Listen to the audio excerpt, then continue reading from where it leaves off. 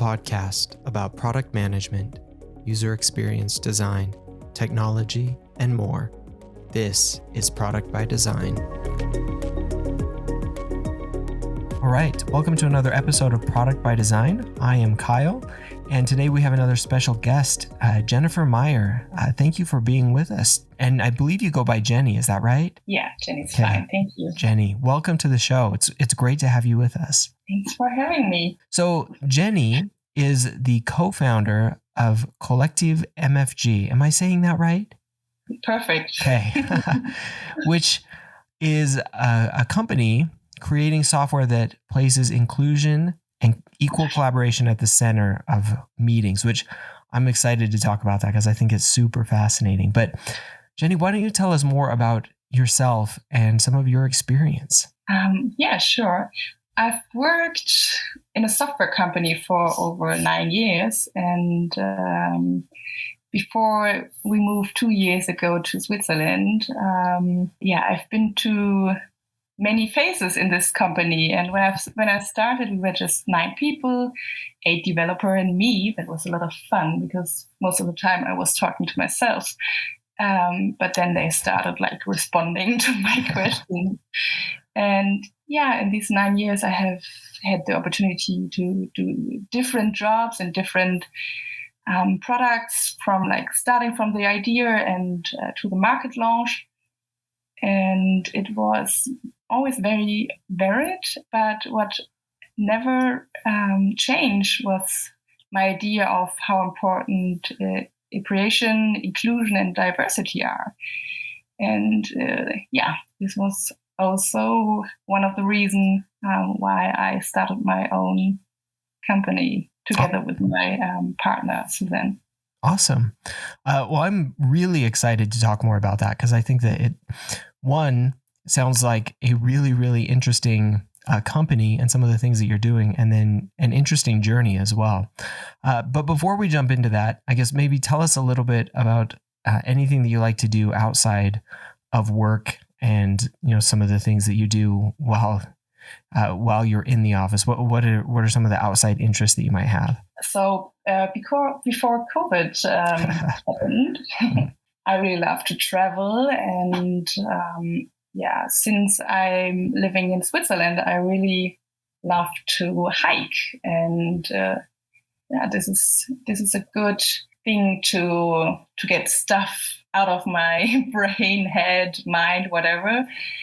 And besides family life and meeting with friends, this is one of my favorite thing at the moment. Awesome.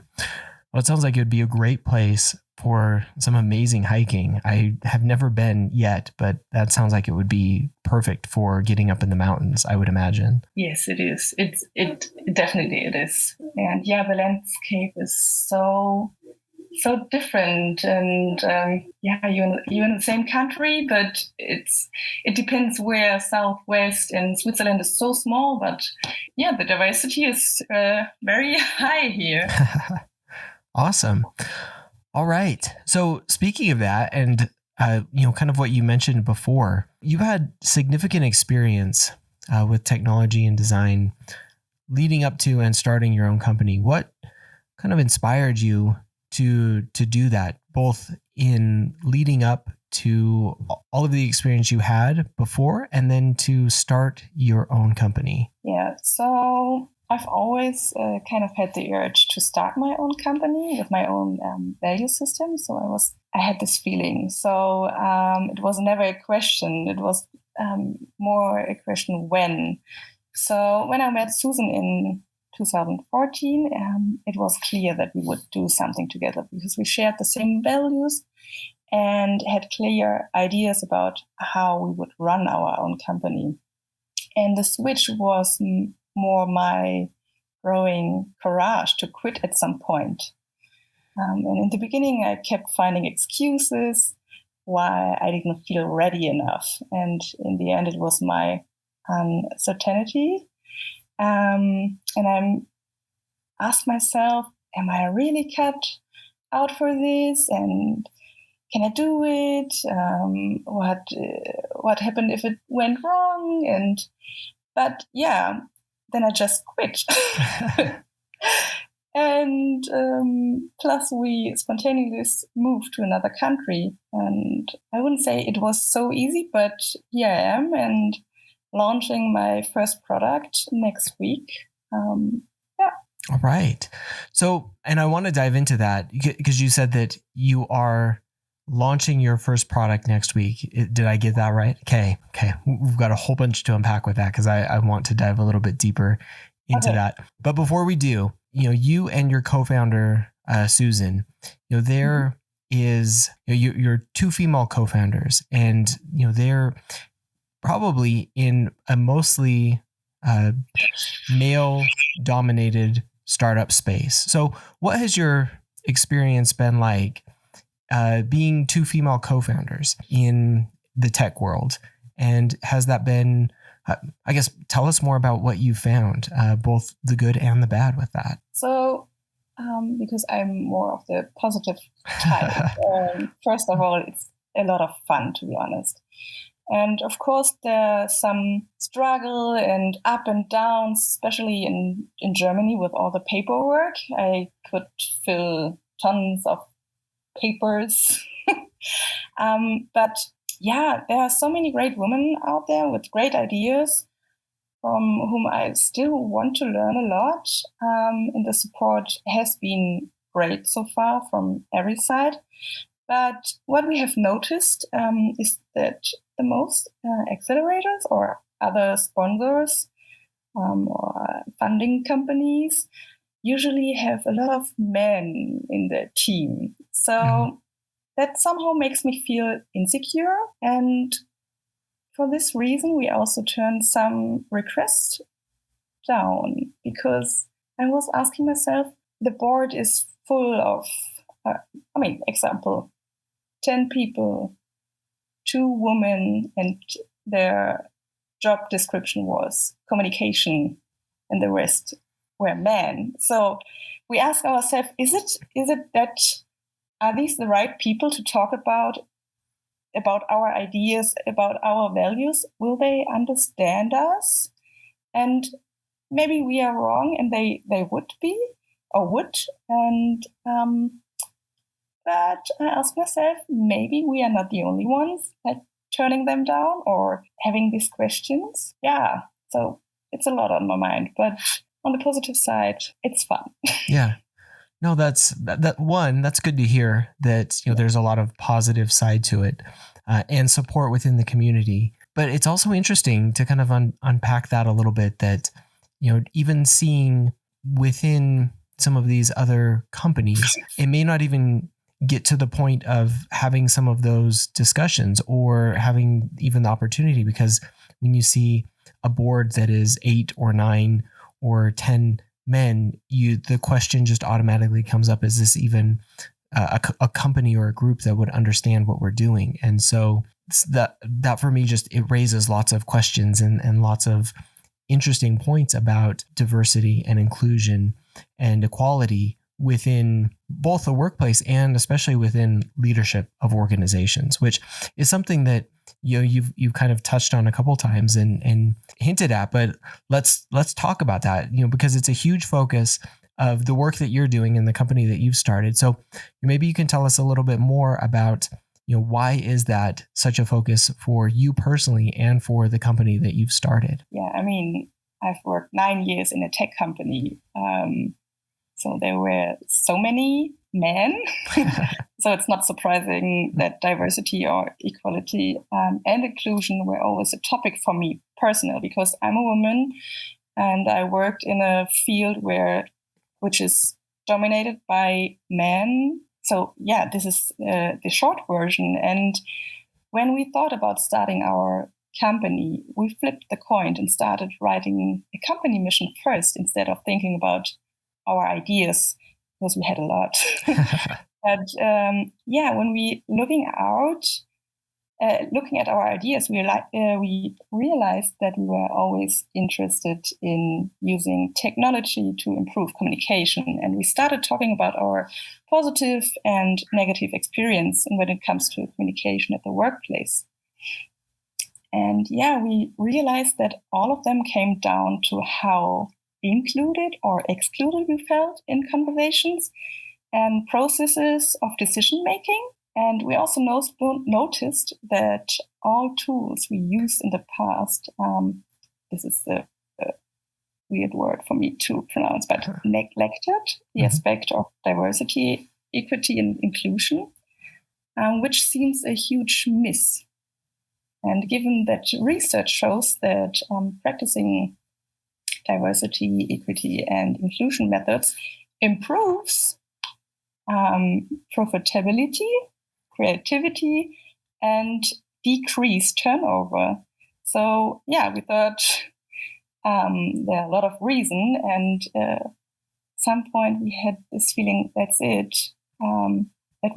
That will be our mission, to develop software that improves diversity, equity, and inclusion at the workplace. That's so fascinating and so interesting to start with that idea of really a company focused around this mission of improving the diversity and the inclusion and the equality through technology, because it's such an important thing and such an important problem to be solving.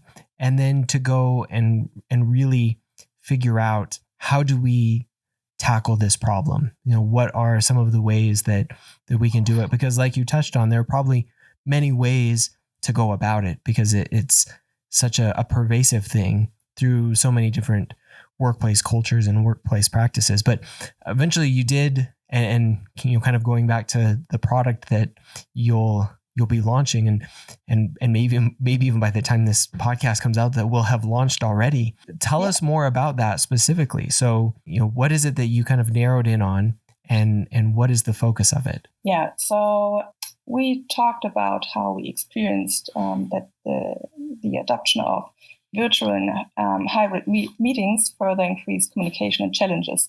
And we decided to research more about the role of DEI in virtual meetings. Yeah, and we suspected that neglecting DEI in meetings will lead to unproductive and unsatisfying meetings. So, yeah, to validate our own experience, we looked into recent research, and we talked to friends and DEI experts. And the feedback in our interview was kind of overwhelming, because everyone could recount bad DEI meeting practices like interruptions, monologues, mansplaining, uneven disrupted speaking times, and missing moderation, which all lead to virtual meeting fatigue. And plus, the data showed an even clearer picture of what we've experienced and what we've learned in our interviews. And then we concluded that unconscious biases, different communication preferences, culture differences, and lack of preparation and moderation are the biggest factors that prevent inclusion in productive meetings. And this was kind of the next step. We started conceptualizing how technology can be used to minimize or remove those factors and behaviors. And we thought a virtual meeting assistant with smart features that supports meeting organizer to plan and run more inclusive meetings with equal and active collaboration. And I would share some of our hypotheses, if you like. Yeah, please. So improve equal speaking times. When meeting facilitators are forced to plan speaking times a part of their agenda, and will become aware of uneven speaking time disruption, they will be nudged to distribute speaking times more equally. And our speaking time calculator helps meeting hosts to evaluate how much time needs to be planned, so everyone's feedback can be heard.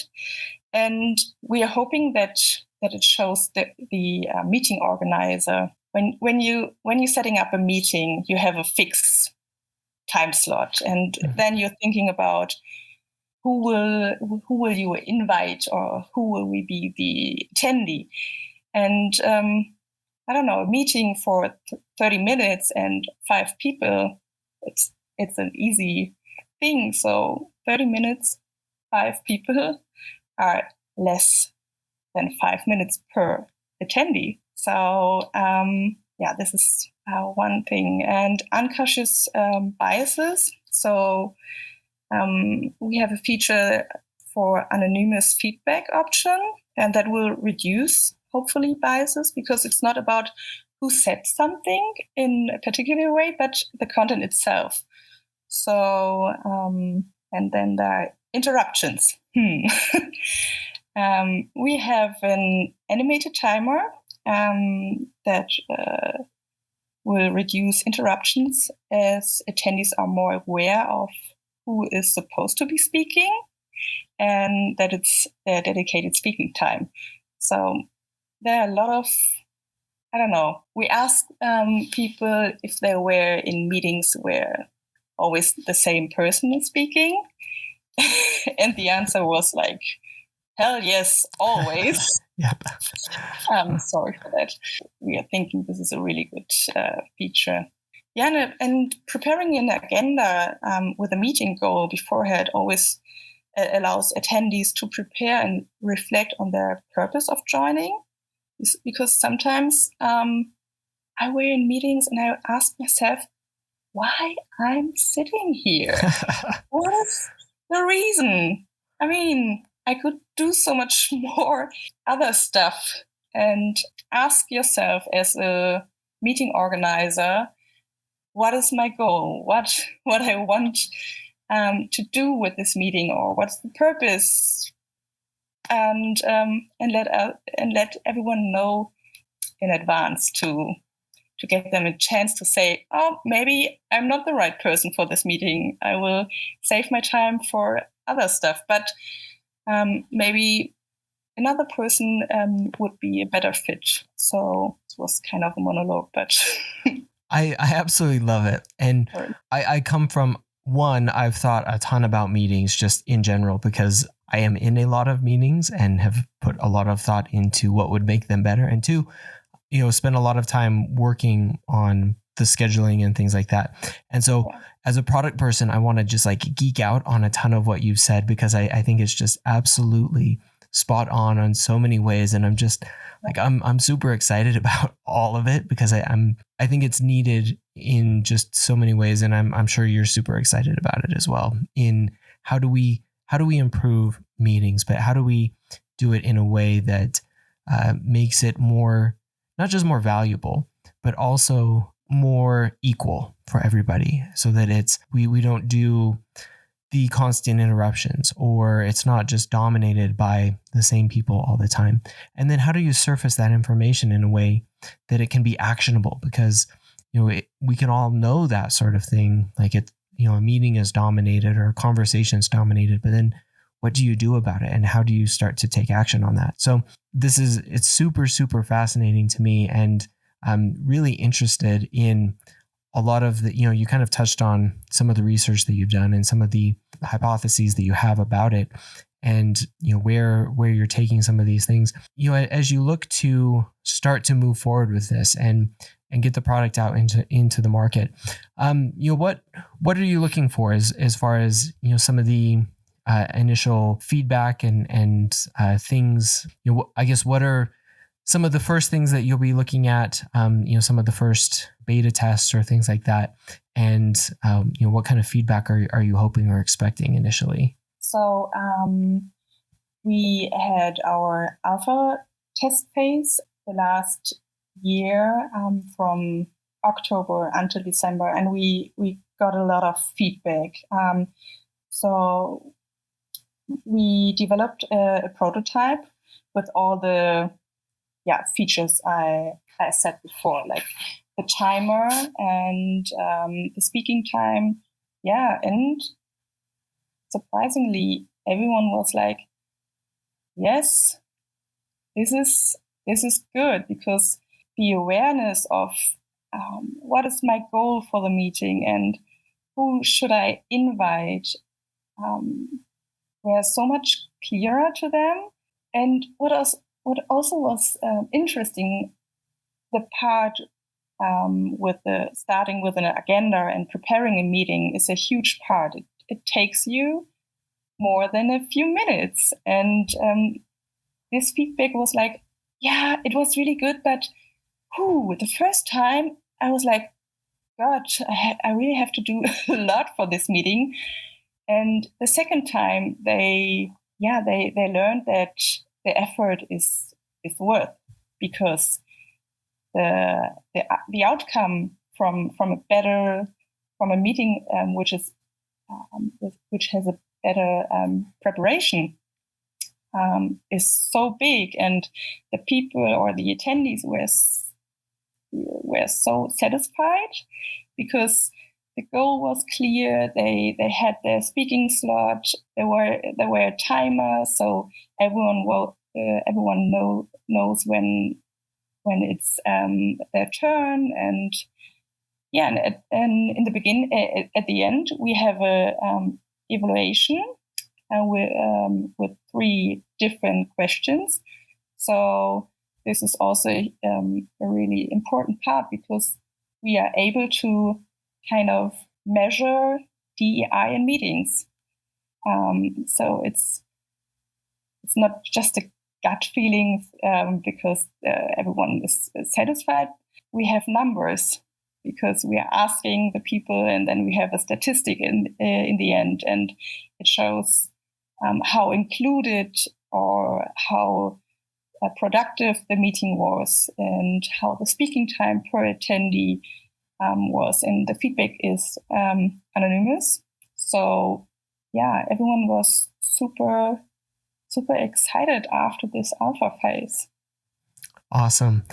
So again, I love so much about this, and I love the idea of being able to, one, to improve meetings, and then to make them more meaningful, like you're talking about, and then to be able to qualify that and quantify that in some ways over some of these initial phases. Obviously the mission, like you talked about, is to improve diversity and equity in the workplace. But with some of these, with the product and with some of these improvements, what do you hope to do over the near term and kind of medium term for teams and companies? What do you hope to see initially with the product and with some of the things that you'll be rolling out?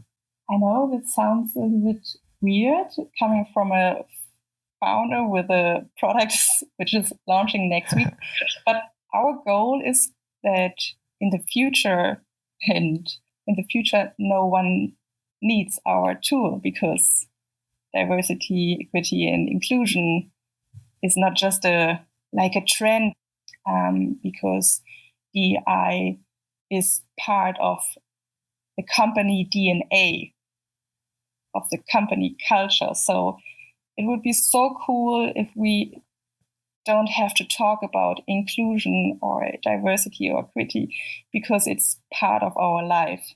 It's nothing that we could be proud of it. It would be so cool if it's just like normal.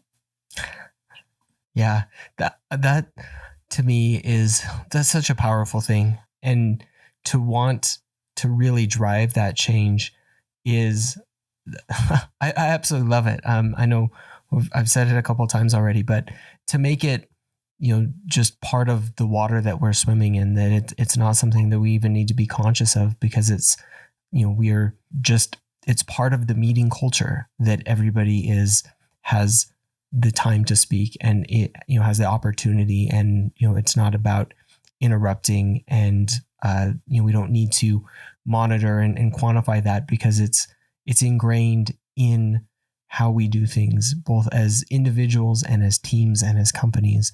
That's a world that I look forward to. That sounds amazing. I love your picture of the swimming water. Yeah. It's really good. Yeah. So as you look forward to that, and look forward to both the product launch, what do you see? And obviously, hyper focused on some of these initial things, but what do you see coming down the line as far as additional ways to help improve the inclusion and equity and other things that are kind of either in your head for your company or other ways, more broadly speaking, that, that we can be more conscious of these types of things, whether that's additional things that you'd plan on working on or just additional things that you would like to see? Yeah, I've read a really good book, my opinion,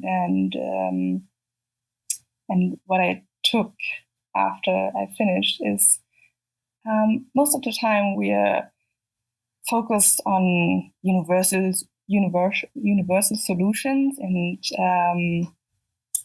we are asking ourselves what is the target group or who do we want to include. But what we forgot to ask is who are we actually excluding? And I think this question has so much to say. And I started to ask myself, not only in a business and working context, also in a private part, who am I excluding now? Or maybe if we asking ourselves a little more who's excluded, and maybe the change could come faster in our mindset. Yeah, no, that makes a lot of sense.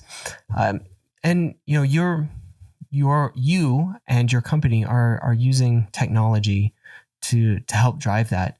How else do you see technology being part of that solution going forward? Are there other ways that technology, whether it's from your company or from others, that you would hope to see help drive some of those things forward? I mean, I hope every new startup is having a good mindset up for inclusion, diversity, equity.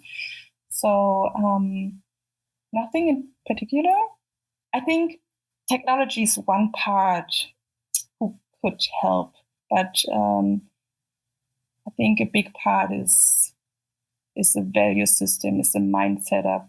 There are a lot of companies out there, they're already living it, but I wish there would be more. Yeah, that I totally agree. And how, so we've talked about, some of these tools as far as, our meetings. How have you seen that working? Obviously, we have a lot of remote work right now, which lends itself very well. How do you see that going forward, as we continue in this new paradigm? And then also as, maybe some people or workers return to the office, like, how do you see those things like playing together or working together? What are your thoughts on that? You mean the mix between home office and office again? Yep. And how this affect inclusion or the... Yeah. The broadly speaking, both from the inclusion and equality and equity standpoint, and being able to to manage both the some of the remote and some of the people in the office. Yeah. I think this could also be a chance to be more inclusive and diverse and equity, because individuality and flexibility are getting bigger, or getting bigger because of COVID and all, I think it's a chance to be more inclusive and diverse, because having kids and having the opportunity to choose between home office and office is kind of, or giving me a feeling of flexibility and that the company is more inclusive, because they're seeing my situation, or I can't find the right words for it. Yeah, no, I think that makes a lot of sense, and I agree with you as well that the ability to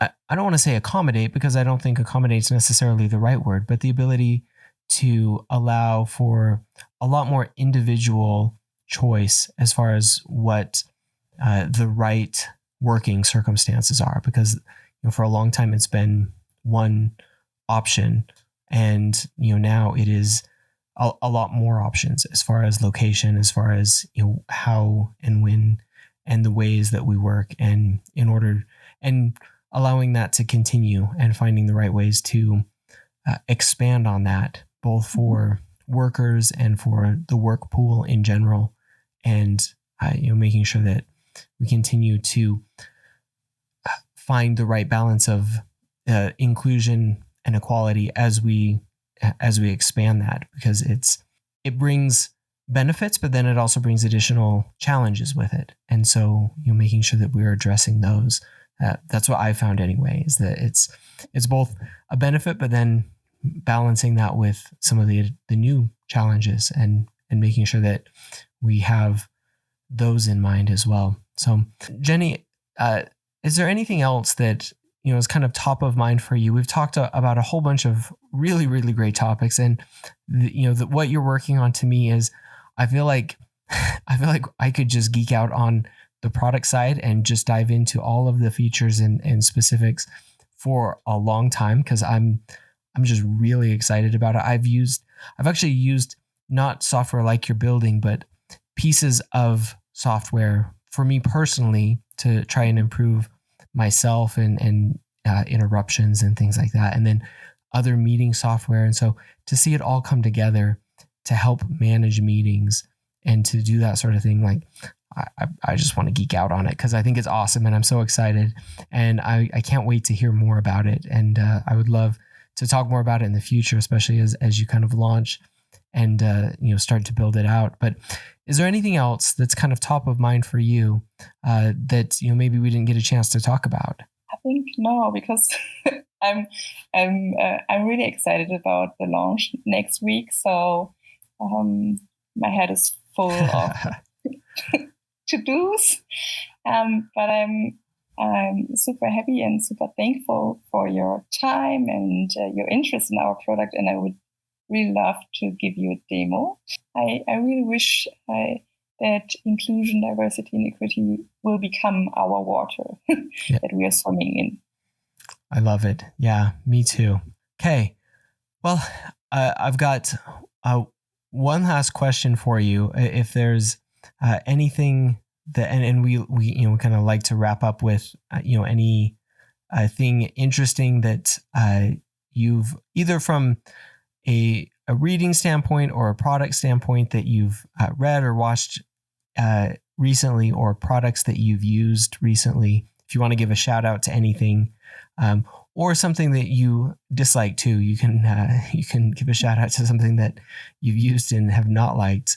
But has there been anything recently that kind of stands out that you want to give a shout out to?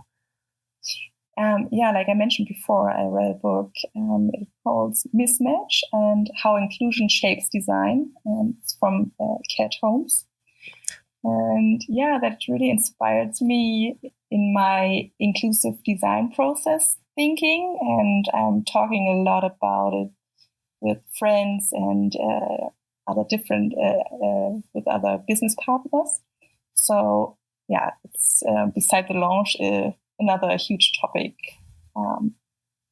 Such a good book. I'll link that in the show notes, but that's one of my favorites as well. It's really, really good. So we'll put the link in the show notes. Definitely one of my favorites as far as diversity and inclusion and equity in design. So awesome. Well, Jenny, where can people go to find out more about you and the work that you're doing? So we have two sites, websites. So one is about our company and the other one is about our products, kalfa.com or kollektivmfg.com. Awesome. Well, we will put those links in the show notes as well. So people can go there. And Jenny, this has been a great conversation. I really appreciate it. And good luck with the product launch, and I look forward to hearing so much more about it. Super excited to follow everything that you and your team is doing, because I think this is super exciting. Thank you so much. All right. Thank you, Jenny. Thank you, everyone, for listening, and we'll talk again next time. Thanks again for listening. If you like the show, be sure to follow or subscribe on your favorite podcast app.